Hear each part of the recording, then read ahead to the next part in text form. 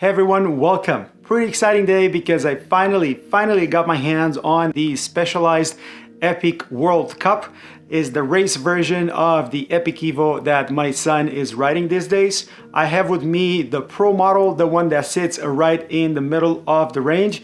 And in the next few minutes, I'm just gonna give you a close look at the components, how this is built, and hopefully we will figure out why does it cost $9,999 Canadian. And I'm gonna start by saying thanks to my friends at Bike Zone Mississauga. So if you are in Toronto area and need a new bike, make sure you check them out. And in the intro, I said that this is the race version of the Epic Evo that my son is riding these days. But the reality is this is a brand new bike. They started from scratch, and some might say that they built a bike that looks just like a Trek. Now you be the judge of that. And the reality is that they kept the modern aspects of that frame, and that is 66.5 head angle. You have a 74.5 seat tube angle. You have a 440 millimeter reach for the medium size. And one thing that many might not like, you only have the 430 millimeter chainstays for all their models. But what's special about this bike is definitely the way they integrated that rear shock into the frame. This time you only have 75 millimeters. In the last quite a few years, when you said Epic, you usually said Brain, and that was their inertia valve that was embedded in their rear shock. With the great news that is not embedded on this customized Sid Locks Rockshox shock. And the fork, well, in this case, they definitely kept the fork or the damper, the Brain damper, into the Sid fork, a Sid SL Ultimate, so the 32 millimeter stanchions. But right at the top, you're gonna see the Brain valve with the two adjustments. This actually replaces your rebound adjuster at the bottom of the fork. So the true innovation is in the back though, not only the way the shock is embedded into the frame, but the way you adjust it with independent positive and negative chambers, allowing you to set this up as hard or efficient as you want, all the way to a more comfortable setup for the shock. With the bike, you would also get these volume spacers that, if inserted in the positive chamber of the shock, you can tune it more for comfort. Just like before, you have flex stays in the back. You can see that main pivot right here above the chainring, and at the top you must have the tiniest link that exists on any full suspension bike. You can see it better here with the bike upside down. Otherwise, the rear triangle allows you a clearance for tires just like the ones we use today. A 2.4 would fit just fine in here. And you see the same possible issue with mud or debris accumulating here in the back. I really hope that Durskirt version 2, it's gonna be compatible with this bike as well. The bike is built using Fact Carbon 11M, as you see it here. This is built in Taiwan. You have room for 2 water bottles, and you see here 2 bolts on the seat tube and another 3 on the down tube. If you're wondering about protection of the bike, you do have a tiny film installed on the down tube. You have threaded bottom brackets, as you can see here from the bottom, and this frame uses UDH.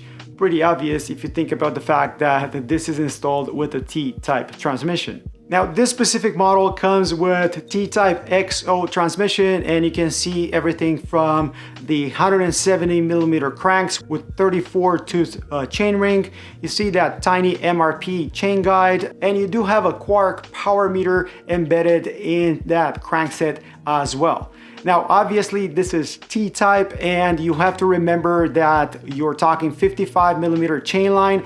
I do have a recent video that talks about the difference between dub and dub wide. Make sure you check that out if you're interested in this subject. I like that they included a flat top black chain with this, and obviously what you're gonna get is the XO rear derailleur, and you also have the redesigned cassette with the nice gear steps from 10 all the way to the easiest 52.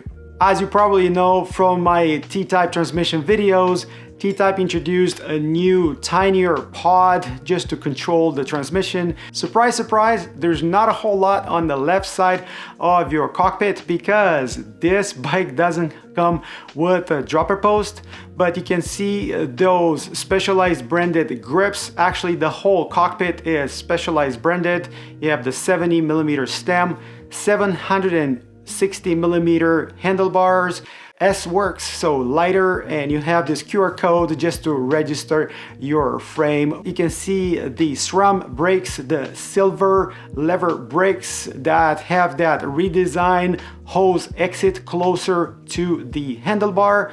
Obviously, the front hose goes to the fork, and unfortunately, the rear hose goes through the headset. Now, this is not looking too bad. You do have a knock block here on the handlebars, so you cannot really fully rotate them 360 degrees. And you also see how that top rubbery part rotates with your bars. As you guys probably already know, I don't really like headset routed cables, so I'm just gonna leave it at that.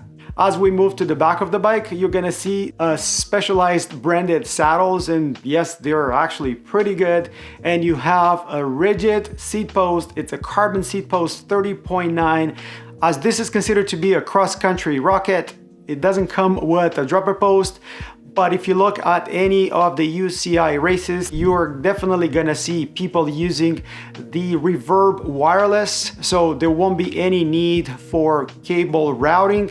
But if you do, unfortunately, that cable will have to go through the headset again. Brakes, you're getting the 2 piston calipers, and you can see those centerline rotors both front and back on this bike. And I didn't mention earlier, but this fork comes in 32mm stanchions. However, it's the new version, so you have the option to get the 110mm travel, and that's exactly what you have. 110 in the front, 75mm in the back.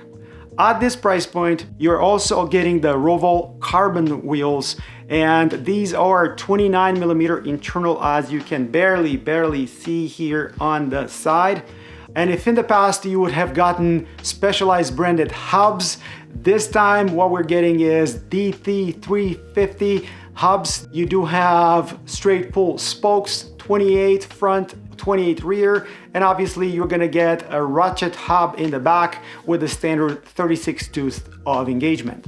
Not surprisingly, this bike comes with the specialized branded tires. You have the Fast Track Control T7 up front and the Renegade T5 in the rear. These are 29er 235 tires. I haven't really used specialized tires before, but if you did, please feel free to comment in the section below. I think it's pretty obvious that this bike is made for racing, but specialized includes, look at this. This is bottle cages, 1 and 2. Tiny SWAT box that attaches to the bottom of the down tube cage. You need tools. Specialized includes this in the box as well. That was a bit of a surprise for me. What else do you get in the box? You get one of these stickers, a battery charger, and a tiny cable for the Access group set, owner's manual, and you're also gonna get hand-built wheel inspection. This is for the Roval carbon wheels.